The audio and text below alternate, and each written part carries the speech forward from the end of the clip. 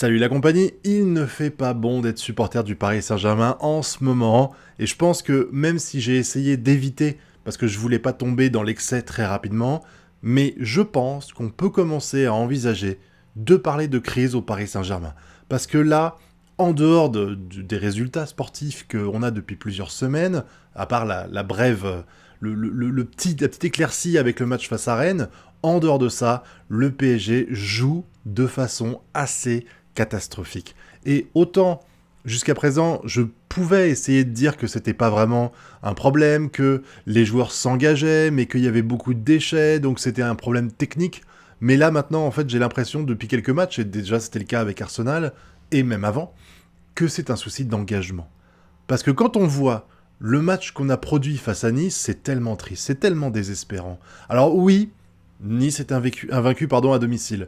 Oui, Nice a joué bloc bas. Oui, Nice a joué avec 4-5 défenseurs en permanence. Donc forcément, ça complique un petit peu tout ça. Mais ça n'empêche que, on sait manger un but. Ils peuvent pas être 6 en défense et 10 en attaque. Donc forcément, c'est qu'à un moment donné, on a chié dans la colle en attaque, quoi. Et encore une fois, devinez comment on se prend le but sur un coup de pied arrêté, sur un corner. Et ça, par contre, ça, en plus d'un problème d'engagement, j'y reviendrai après, ça, c'est un gros souci, c'est catastrophique parce que autant, et je l'ai déjà dit dans la vidéo précédente je crois, mais autant je pense que quand on est un joueur de football, on est talentueux et on a en face de nous des adversaires qui sont aussi talentueux en théorie. Donc quand un défenseur, par exemple, si jamais on se prend un but avec un défenseur qui se fait passer, parce que l'attaquant a bien dribblé ou qu'il a fait un beau 1-2 et que le défenseur pouvait rien faire, tu dis bon, ça fait chier, il a haché dans la colle, mais ça arrive. De façon, quand tu arrives en duel comme ça, t'as une chance de réussir et une chance de rater, c'est comme ça. Mais quand, sur un coup de pied arrêté, le positionnement des joueurs est dégueulasse, avant même le ballon qui soit touché, c'est pas possible, putain. Que vous fassiez avoir dans la pratique, je veux bien, mais dans la théorie, bordel de merde. Les gars, la plupart d'entre vous, vous avez 20, 25 ans, 27 ans, 28 ans. Ça fait 10, 15 ans que vous jouez au foot, et au moins 10 ans que vous jouez au foot de façon sérieuse en vue d'être professionnel. Comment ça se fait que les erreurs que je vois ici, on les faisait pas nous en moins de 13 à l'époque, alors que nous on était des putains d'amateurs, on n'avait aucune ambition sportive, et pourtant on était meilleurs que vous au positionnement, sans déconner. Là je vais mettre une image, je vais vous montrer. Je crois que c'est... Est-ce que c'est Kolo Muani, là, le joueur qu'on voit, là, sur la flèche rouge, là? Parce que, putain, ça sert à quoi d'être positionné ici, mec? T'as 3 putains de joueurs à côté de toi, et toi, tu fais le centre du triangle, là. Ça te dirait pas d'en marquer un? Surtout que c'est celui du bas qui va marquer. C'est celui du bas qui va marquer. Qu'est-ce que tu branles tout seul, ici? Le but, c'est quoi? C'est de pouvoir tirer au but derrière? Tu te dis pas que la meilleure solution à faire, c'est peut-être de faire un marquage, même si t'es attaquant? T'as jamais appris ça dans ta vie?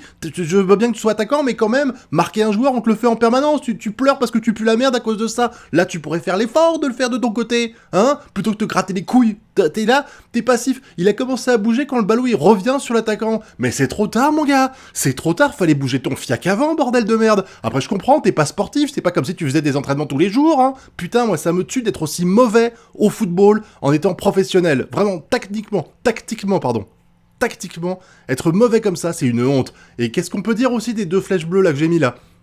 Autant une, je peux comprendre l'intérêt, le mec il bloque le passage du ballon si jamais il essaie de faire une passe basse ou même de tirer directement au but. Mais putain, pourquoi il y en a 2? Il sert à quoi l'autre? Ça te dirait pas de marquer un joueur également? Moi ça me tue. Des erreurs de placement comme ça, sur un coup de pied arrêté, c'est une honte. C'est une honte. Et encore, je parle que d'eux parce que c'est les plus flagrants, mais il y en a d'autres où ça va pas non plus. Mais le but qu'on se prend là, on n'aurait jamais dû se le manger. Les gens ils disent c'est la faute de Nuno Mendes parce qu'il a touché la balle et que Donnarumma l'a foiré.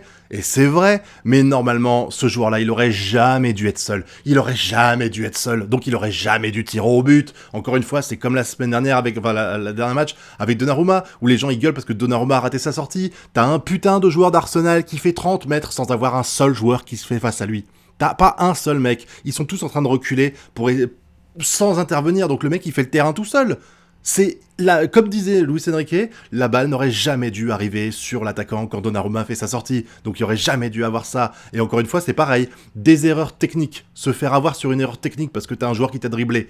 Oui, ça arrive. Faire des erreurs tactiques comme celles qu'ont fait les 3-4 joueurs face à Arsenal et comme là, c'est le cas, ça par contre, ça ne doit pas arriver à ce niveau-là. Tu ne peux pas avoir une équipe qui est professionnelle, qui vise le fait de gagner le championnat de France et de réussir à quand même se démerder assez loin en Ligue des Champions, on est d'accord? Même si on ne parle plus de victoire en Ligue des Champions, on essaye quand même de passer les poules, tu vois? Tu peux pas jouer comme ça, c'est pas possible. Parce que là, du coup, on part avec un but d'écart, et déjà que Nice jouait défensif et qu'il maîtrisait plus ou moins le jeu, parce qu'en dehors de 2 actions qu'on a eues, la Barcola qui se foire un petit peu, et le tir de Nuno Mendes, je crois que c'est lui, il y a rien en première mi-temps, il y a rien, c'est le néant. Et d'ailleurs, Luis Enrique a dit en conférence de presse que s'il avait pu, il aurait changé, enfin il aurait pu changer 5 joueurs, parce que oui, il a changé que Kolo Muani qui était le plus catastrophique en cette première mi-temps, parce que Kolo Muani, il a marché, il a fait rien, il y a rien. J'ai pas un point positif à sortir de sa prestation. Autant des fois, je trouve que lui, c'est un peu un pile ou face, vous savez. C'est-à-dire que des fois, tu lances la pièce, ça fait pile, et là, il va faire un contrôle extraterrestre, et il va réussir à faire un truc énorme derrière, et s'efface, et il va complètement foirer. Et le problème, c'est que là, dans ce match-là, il a fait que des passes, voilà. Il a fait des contrôles foireux, comme face à Arsenal, c'est pareil. Encore une fois, on revient au même. Contrôle foireux tout le temps, il y a rien qu'à l'aller et tout ça. Après, faut dire aussi que Nice a joué à 12, hein.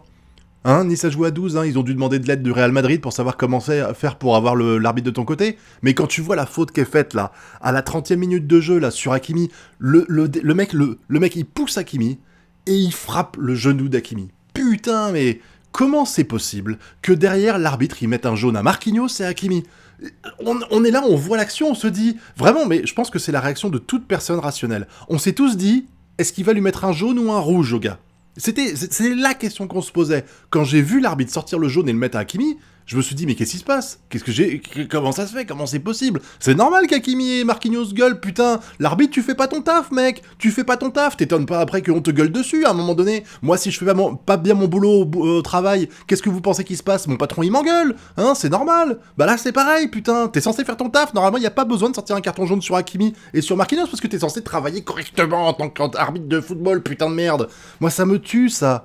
Ça me tue. Et j'ai l'impression que ça a marqué Hakimi parce que, là où normalement, alors, plus ou moins tout est passé côté droit quasiment, pour nous. On a quasiment attaqué que du côté droit pendant tout le match, mais j'ai trouvé Hakimi bien moins en jambes. J'ai trouvé Hakimi bien moins percutant, il a bien moins combiné avec Dembélé, et du coup, ça a nui énormément au jeu, parce que, de l'autre côté, les milieux de terrain, ils ont pas fait le taf, quoi. Les milieux de terrain, ils ont pas fait le taf, parce que là, Zaïre Emery, en fait, autant je peux lui trouver des excuses quand il est obligé de jouer le rôle de défenseur parce que Hakimi monte, et je trouve que c'est pas vraiment une excuse, c'est pertinent de dire ça. Quand Zaïre Emery fait l'effort de jouer défenseur droit parce que Hakimi monte, forcément on peut plus demander les mêmes performances en milieu de terrain à Zaïre Emery si un tiers du temps il joue latéral droit. Donc là-dessus, à chaque fois que ça a gueulé sur Zaïre Emery, j'ai dit, c'est pas sa faute. Sur ce coup-là, il suit les techniques du coach, et c'est bien de faire des permutations comme ça perturbe les adversaires, donc c'est cool. Mais là, c'est pas le cas dans ce match-là. Dans ce match-là, j'ai l'impression qu'il est tellement habitué à se déplacer arrière droit et milieu de terrain, qu'il savait plus où se mettre, quoi. Il a pas fait grand-chose de pertinent. Est-ce qu'on doit encore parler de Fabian Ruiz? Franchement, est-ce que je dois vraiment dire des choses sur Fabian Ruiz? À un moment donné...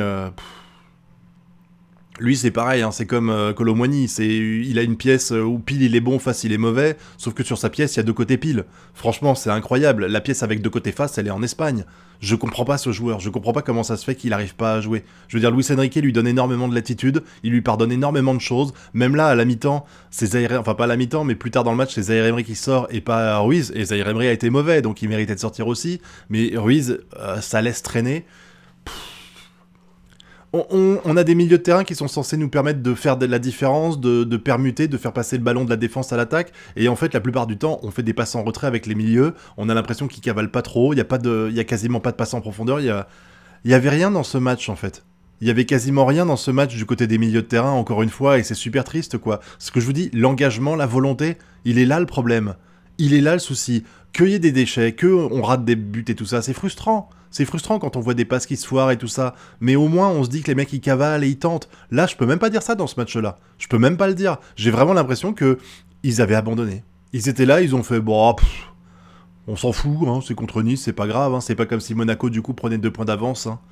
Je crois que c'est ça, 2 points d'avance, on a 17, ils sont à 19. Voilà, au bout de cette journée déjà, Monaco joue beaucoup mieux. Pour avoir vu un ou deux matchs d'eux, j'en ai pas vu énormément depuis le début de la saison. Mais Monaco, clairement là, c'est eux qui vont être champions de France s'ils continuent comme ça. Et si Paris continue comme ça, c'est super triste quoi. Puis bon, niveau attaquant, Barcola, j'ai l'impression qu'il est aux fraises.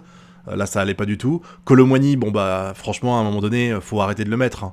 Là, il lui a donné une chance. Il a été remplacé à la mi-temps par Lee Kang-Lee. Kang In-lee, pardon, ça veut tout dire. Et derrière, ben, je pense que le souci, c'est que Lee, moi, je le verrais plus en milieu de terrain. Fallait remplacer Ruiz par Lee. Voilà, et mettre. Mais le problème, c'est que t'as plus d'attaquant à mettre, t'en as plus. Voilà, et le problème, c'est que t'as pas de milieu non plus. Parce que quand t'as Ruiz, Ruiz, Vitinha et Zaïre Emery qui sont sur le terrain, quand tu veux les remplacer parce qu'ils ont pas été bons un match, tu mets qui à la place? Tu mets qui? Tu peux pas. Il est là le problème, c'est que t'as pas de milieu de terrain qui soit au niveau, même du championnat de France. Il y en a pas. Donc, bah oui, eux, en fait, ils ont l'immunité, ils savent que s'ils sont mauvais, c'est pas grave. Alors après, je vous dis, Kolo Muani, je pense qu'il est tellement paniqué parce qu'il sait qu'il y a du remplaçant derrière qui peut faire le taf et tout, j'ai l'impression que en fait ça le perturbe et ça le tétanise. Mais c'est pas une excuse, mec, t'es attaquant professionnel, à un moment donné, faut arrêter de jouer l'émotionnel, faut changer de métier si t'es pas capable de tenir la pression dès que t'es un peu en difficulté. Franchement, moi ça me tue quoi. Il y a que Dembélé qui a tenté des trucs et qui a fait la passe D à Kolo Muani, à Nuno Mendes, je crois, c'est lui qui fait la passe. Il tente des trucs, comme d'hab, statistiquement parlant, les gens vont lui tomber dessus parce qu'il a pas mis de but, parce que voilà, mais il a dribblé au moins. Et je vous dis, sans l'aide d'Hakimi pour réussir à faire des belles combinaisons, ça a été plus compliqué. Mais là, vraiment, c'est des matchs qui sont très inquiétants parce que j'ai vraiment l'impression que le Paris Saint-Germain est en train de se laisser couler. Comme c'est arrivé à de nombreuses reprises où en fait les 2-3 premiers mois de la saison, les 2 mois on va dire, les 2 mois d'été ça carbure bien. En septembre il y a une petite baisse de régime et en fait elle continue sur la suite et ça donne des matchs comme ça. Et le problème c'est que bah là, autant l'an dernier ou les années précédentes, on avait des fois des exploits individuels de la part de Mbappé, de Messi, de Neymar de temps en temps sur un malentendu. On les a plus ces joueurs-là pour faire la différence. Comme ils disent là, Luis Enrique il t'explique que la star c'est l'équipe, c'est super, mais le problème c'est que quand l'équipe joue mal, t'as pas un joueur pour porter le truc et faire en sorte que tout s'arrange. Il est là le souci, il faudrait un joueur comme ça. Et je le dis aujourd'hui, vous allez dire que c'est hypocrite parce que Mbappé, à bout d'un moment, il me sortait par les yeux et je trouve que c'est plutôt une bonne chose de s'en être débarrassé et de miser sur le collectif. Mais au final, on n'a pas un joueur de cette trempe, je parle pas de garder Mbappé, mais on n'a pas un joueur sur ce terrain-là qui est capable de pousser l'équipe dans ses derniers retranchements et de faire la différence. Quand l'équipe joue moins bien, il n'y a pas un joueur qui est capable de dire voilà, je tire l'équipe vers le haut en faisant ça. Des fois, voilà, mais ça arrive tellement rarement. Et c'est pas bon signe du tout. Alors, vous allez encore me dire, j'ai vu ça en commentaire, en live, on en a parlé, que ouais, mais il est là que depuis 2 ans, Luis Enrique, il faut laisser le temps de faire l'équipe. Je suis pas en train de vous parler de gagner la Champions League, là. On n'est pas en train de parler de ça. On est en train de parler de réussir à proposer du jeu. C'est le but d'Enrique. Enrique, il t'explique qu'il veut proposer du jeu. Il est où le jeu? Il était où le jeu à Arsenal? Il est où le jeu face à Nice? Non, ça fait 2 ans qu'il est là, ça fait 2 mercatos qui s'occupent des choses. 4 si on compte ceux d'hiver, même si voilà. Mais au final, qu'est-ce que ça a donné tout ça? Est-ce qu'aujourd'hui, vous avez l'impression que l'équipe est plus forte qu'elle ne l'était l'an dernier? Est-ce que vous avez l'impression que véritablement Enrique nous pousse à améliorer l'équipe? Je suis pas en train de vous dire qu'il faut le virer, c'est pas le problème. Mais je suis en train de dire que le chemin qu'on est en train d'emprunter, est-ce que c'est le bon? Je suis en train de me poser la question véritablement.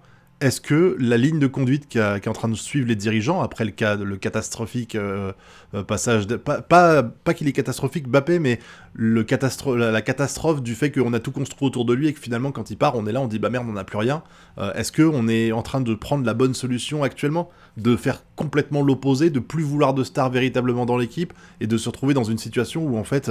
Tu vois beaucoup de joueurs qui font du déchet et qu'il n'y a pas un joueur qui est là à dire allez vas-y on y va à fond et qui porte l'équipe. Ne serait-ce que ça, je vous parle même pas de la porter techniquement l'équipe, je vous parle juste de la porter, d'avoir un joueur sur le terrain qui est là, qui tape des mains, qui fait allez putain on y va. J'ai même pas l'impression qu'il y ait ça, j'ai pas l'impression qu'il y a un mec qui vous tire qui vous tire vers l'avant, qui vous dit putain faites ça. Le seul joueur que je vois un peu faire ça des fois c'est sur les gimmicks de Kang In-lee où je le vois faire des trucs en disant oh putain j'en ai marre ou autre, mais c'est pas à lui de tenir l'équipe par le haut.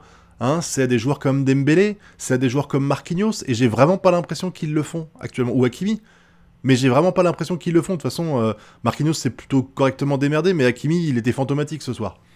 Voilà, donc j'espère que ça va s'arranger. Ça arrive, hein, c'est peut-être qu'un match comme ça, enfin qu'un match, c'est peut-être que 3 ou 4 matchs comme ça, parce que là on les enchaîne quand même, et j'espère que on est en train d'enchaîner toutes les merdes et qu'après ça ira mieux dès la semaine prochaine. Mais c'est très inquiétant pour la suite du championnat, et aussi pour la Champions League, mais déjà, le championnat les gars. On en est à un point où quand on commence à douter du fait qu'on va gagner la Ligue 1. Je veux dire, sans vouloir manquer de respect au club de Ligue 1, ça prouve quand même la dégringolade du club, et ça me ferait de la peine parce que les gens vont dire c'est parce qu'il y a plus Mbappé dans l'équipe qu'on en est là, alors que je trouve que ça n'a rien à voir. C'est juste que c'est un autre problème aujourd'hui qu'on a. Voilà. N'hésitez pas à me dire ce que vous avez pensé de ce match dans la zone commentaire parce qu'on voit pas tous les mêmes choses forcément, donc j'attends d'avoir votre avis, et puis n'oubliez pas le pouce bleu, l'abonnement et le partage. Quant à nous, on se retrouve bientôt pour de prochaines vidéos. Allez, tchuss!